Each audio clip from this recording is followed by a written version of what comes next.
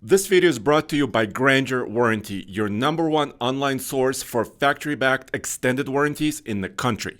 One of the best, most underrated SUVs of all time has got to be the Ford Excursion, and I know Case agrees. Absolutely. A big truck platform with an SUV body on top. Oh, that thing was awesome. It just was large and imposing, big diesel engine available or V10 gasser. They were awesome. They also got like 7 mpg and how would you describe the interior on an Excursion Case? Not the best. That's the most charitable way to put it. It was not even a Happy Meals toy. It was like a Burger King toy on the inside. But that died a long time ago. The Expedition continued on, and today, this just in, is the all-new Expedition Tremor.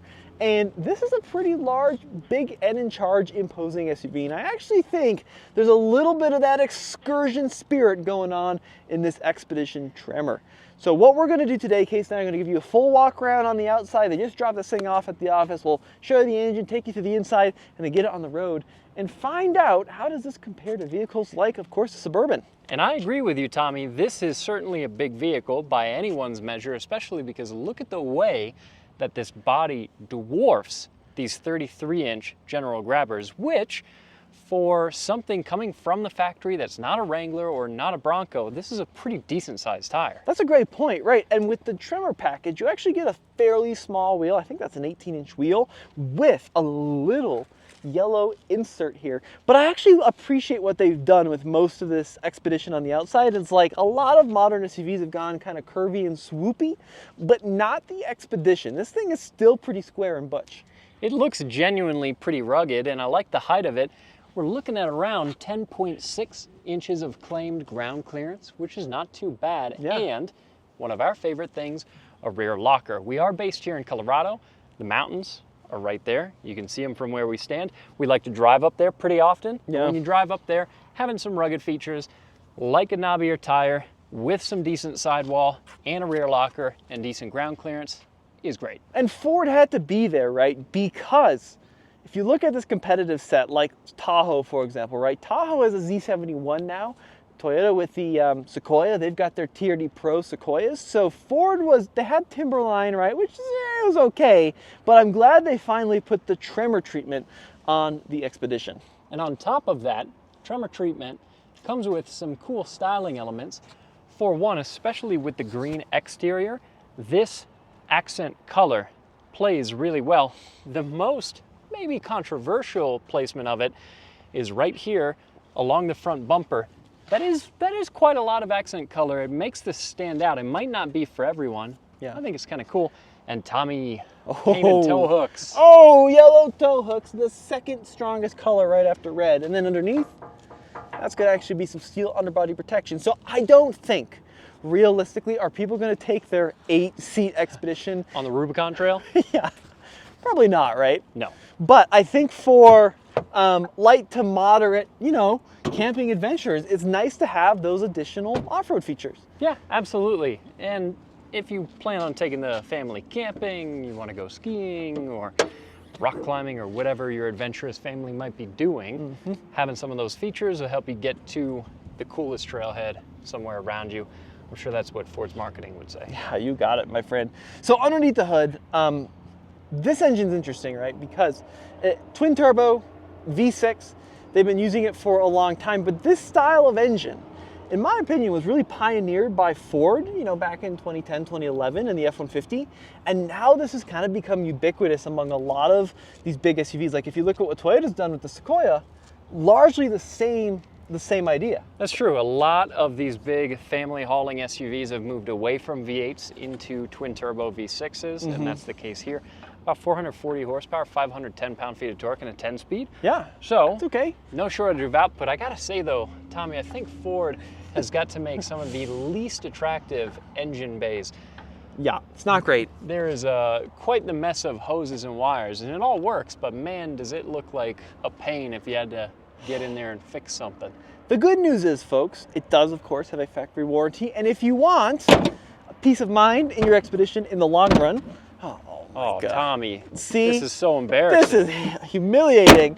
Check out Grainger Warranties. They are the best extended warranty, factory backed, and you can use the link below and save some money. So big thank you to Grainger for sponsoring this video. All right, Case, I'm gonna grab the camera from you. Why don't you take us through the interior, which is very controversial? Yeah, it's interesting. Among people at our office, well, a lot of them really don't care for quite a few things about this interior. The biggest complaint that I've heard from everyone at the office is the shape of the steering wheel. It's a little too squared off for some of our coworkers. I haven't actually had a chance to drive this yet. I've only ridden around in it a little bit, so I'm not really sure how it is. But I think one of the complaints, from what I've gathered talking to everybody, is so it's one thing when the Cybertruck has its very yoke-style steering wheel, but that's about as far as you ever turn the steering wheel on the Cybertruck. This, on the other hand, you have to turn as many times as you would turn any other steering wheel. And I can see what you mean. Going hand to hand with the shape of this wheel is a little awkward because of the shape of it. The next part of the steering wheel to grab is never exactly where the part of it before was, so it's a little awkward to toss around. It does look kind of futuristic though, and the shape of the dash is pretty interesting as well. We've got our instrument cluster screen set more toward the windshield, and then our infotainment screen right in front. And they are pretty big screens, but not the biggest screens that you can get in an SUV manufactured by Ford. Is that true? Yeah, didn't you say Lincoln Navigator? Oh yeah, So that's a good point. Yeah, so Navigator, of course, based more or less on the Expedition platform, but that interior's got even crazier. I mean, here's what gets me a little bit about this, right? It used to be that Expedition and F-150 were like that, right? An Expedition for a while was pretty much an F-150 with a little bit of sheet metal in the back of it. So they had the truck interiors. This is not at all similar to the new F-150. And I think for like the age demographic of this buyer, it probably would have been advantageous to just put the F-150 interior in this and call it a day. But to their credit, I do appreciate they're trying something new and innovative. Now, realistically, you're not going to be interacting with that top screen very much, right? No. You get it set up like we have here. You've got some gauges. kind of leave it alone. Yeah, so it's really this bottom screen you're going to be working with, and this is a fairly typical sync system. You've got your settings, you got these kind of little widget app things, you got your home pages, and then you can, you know, move things around a little bit. You got climate control down here, so this is the good part. And it's built into the screen, which is not most of our favorites. We usually like dedicated switches. For sure. The climate control, yeah. So there's not actually a lot of physical buttons in this interior, and it does have the rotary dial for going through your different gear selections, which is also not everyone's favorite thing.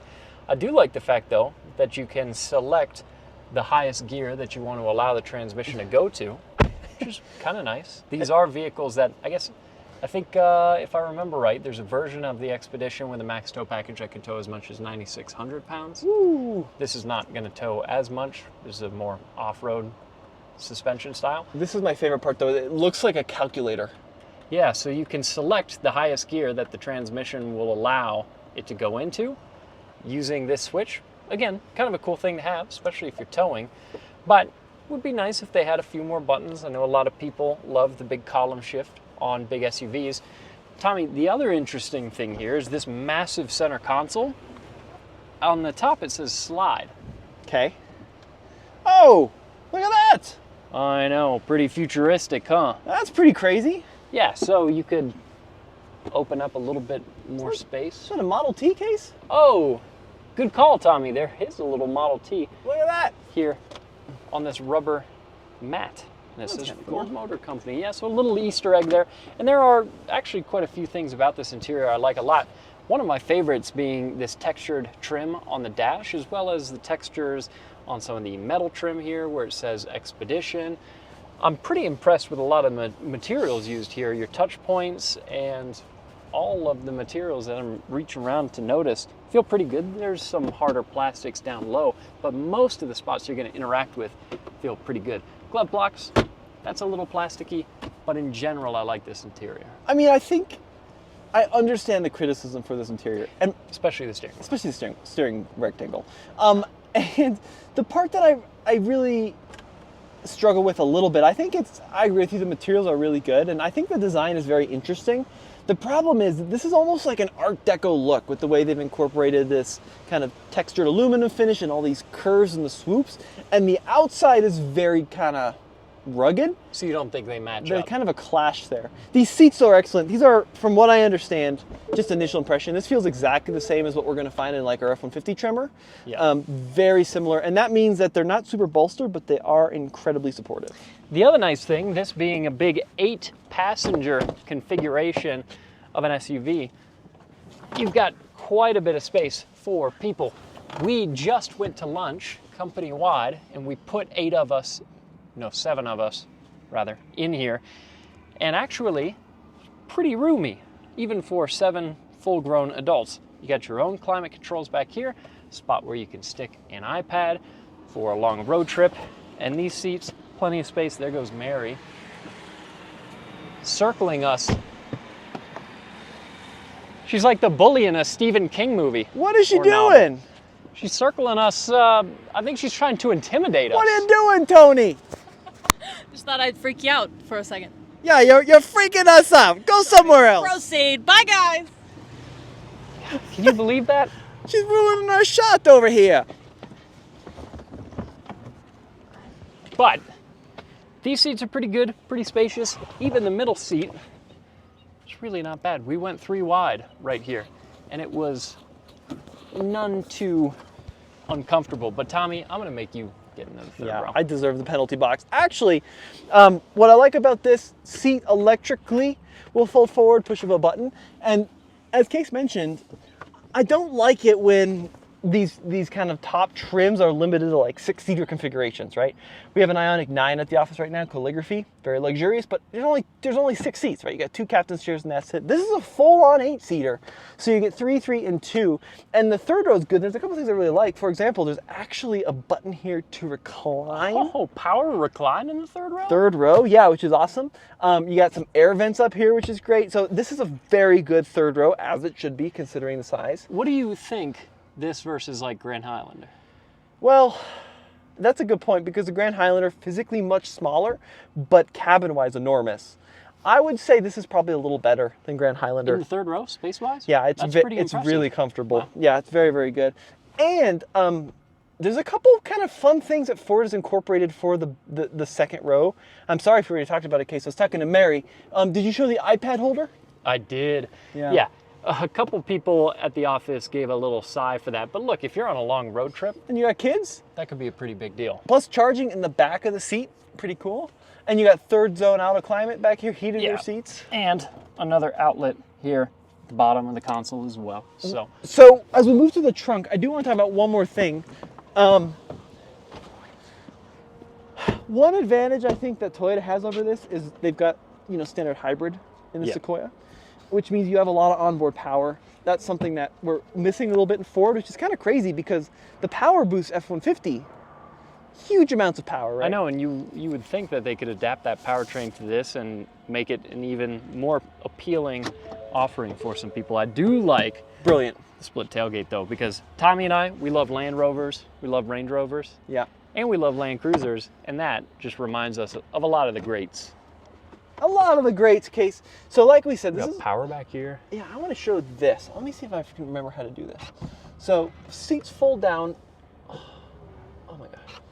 Seat folds down electrically, very slow. And if I recall, you can do 2 at a time, which is kind of cool. But I haven't, like I said, and I want to try something here because I think these fold down like this. See how that works? And then seeing something. I can take the floor.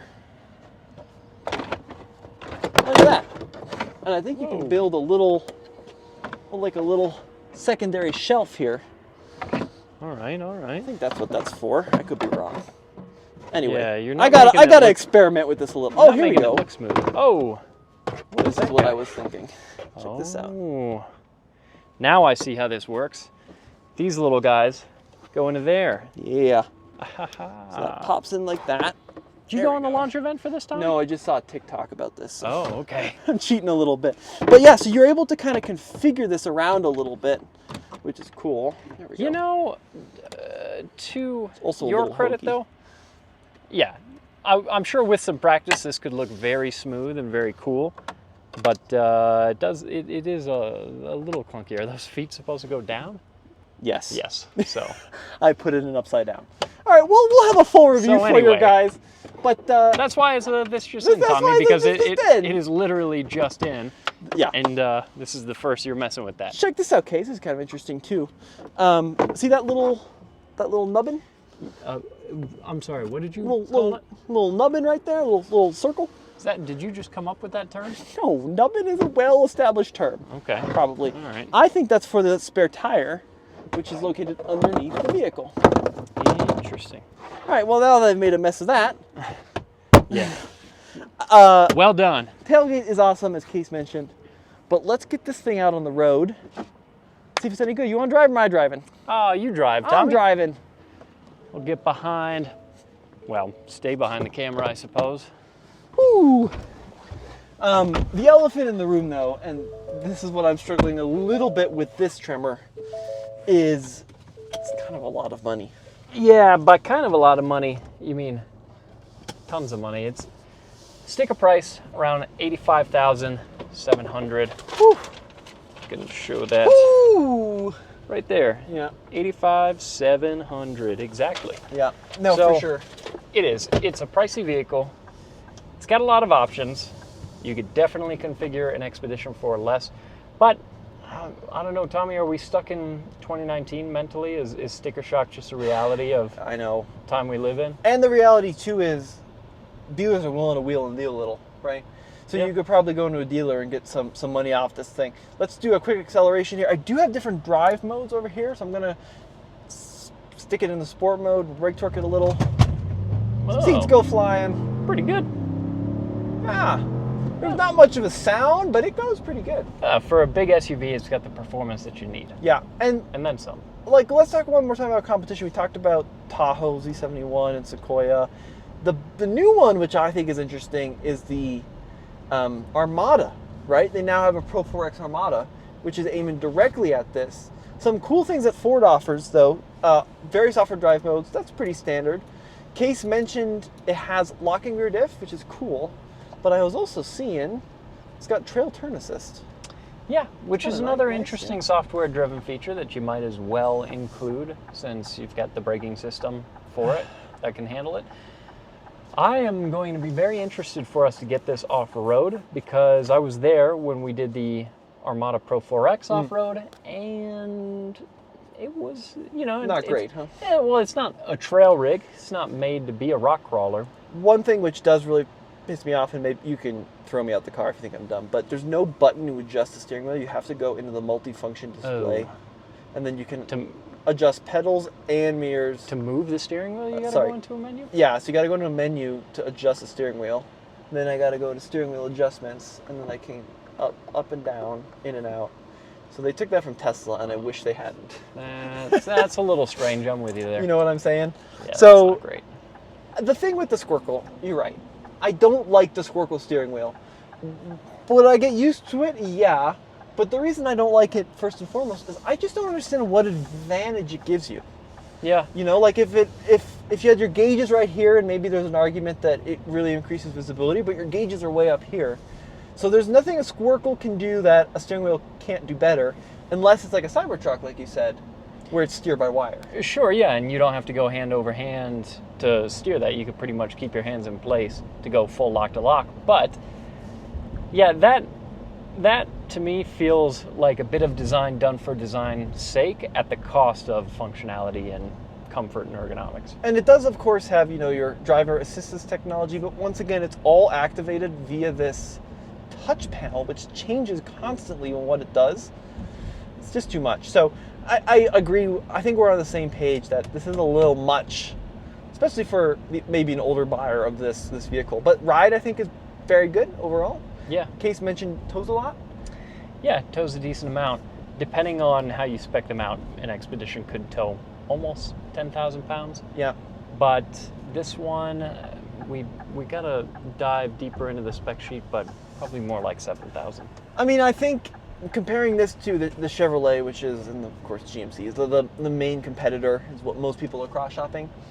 I appreciate they're trying something new here. This is either an interior you love or hate. I'll let you make that call. The interior on the Chevy is much more typical, simplistic. You know, there's just a stack of screens and buttons. The one thing that I think Chevy does, which is just very neat to me as an enthusiast in this category, is the diesel. Yep, absolutely. You know. Diesel is a great powertrain option, especially if you want to tow and especially if you want fuel economy. Yeah, you just get that added efficiency. But first impressions, I think, are really good in this Expedition. It's big, it's heavy, it's a little cumbersome around town, but it's also a great road tripper. It holds a lot of stuff, and it's got pretty good power, so there's a lot to like here. Yeah, so very soon we're going to get it on a trail just to see what it's capable of. Again, we know that this is not a Wrangler or Bronco competitor, but being that it's an off-road trim, we want to see where its limits are at. Totally, we gotta do a little scraping and grinding in this thing. It's got Raptor side steps for reference, which is cool. So, guys, let us know what you think in the comment section below. Casey, thank you for helping me on this just in. Oh, anytime. And we'll see you in the next one.